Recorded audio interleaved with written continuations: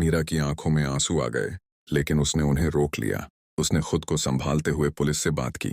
Officer ने बताया कि रघुपति लगातार पूछताछ में चुप है और कुछ भी स्पष्ट नहीं बता रहा। इस चुप्पी ने मीरा को और बेचैन कर दिया। अगर वह निर्दोष है तो अपनी सफाई क्यों नहीं दे रहा? वह किस बात से डर रहा है? क्या वह किसी को बचाने की कोशिश कर रहा है, या कहीं वह सच में दोषी तो नहीं? मीरा की सोच बार बार उस रात पर जा रही थी जब माँ घर से निकली थी। माँ का अचानक निकलना खुद में अजीब था। उन्होंने न तो किसी को बताया, न ही कुछ कहा, बस अकेले चली गईं। और उसी रात यह हादसा हुआ। मीरा को लगने लगा कि शायद माँ किसी को मिलने गई थी, शायद बात करने, शायद किसी विवाद को सुलझाने।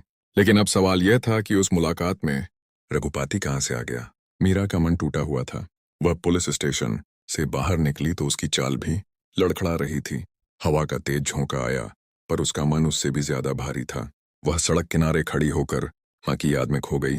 माँ का मुस्कुराना, उसकी देखभाल करना, उसका मीरा को संभालना, और फिर उस रात की खामोश तस्वीर जिसके बाद माँ अस्पताल में बेहोश पड़ी थी। मीरा के अंदर का दर्द अब गुस्से में बदलने लगा था। वह सोच रही थी कि अगर रघुपाटी सच में दोषी है तो यह सिर्फ एक्सीडेंट नहीं बल्कि विश्वासघात है। लेकिन इसी गुस्से के बीच एक छोटी सी उम्मीद भी थी। उसे जानना था कि सच क्या है। उसने फैसला किया कि वह खुद इस मामले की तह तक जाएगी, चाहे जितना भी कठिन हो, चाहे सच कितना भी दर्दनाक क्यों ना हो, उसे इसे जानना ही होगा। वह इस मामले को खुला छोड़ नहीं सकती थी, क्योंकि यह उसकी माँ का सवाल था, उसकी जिंदगी का सवाल। घर पहुंची तो सबकी निगाहें उसी पर थीं। हर कोई उससे पूछ रहा था कि असलियत क्या है, रघुपति ने क्या कहा, पुलिस क्या पूछ रही है।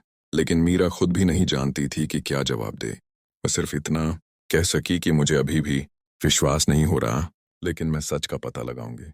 उसकी आवाज में दृढ़ता थी, लेकिन दिल में दर्द का समंदर।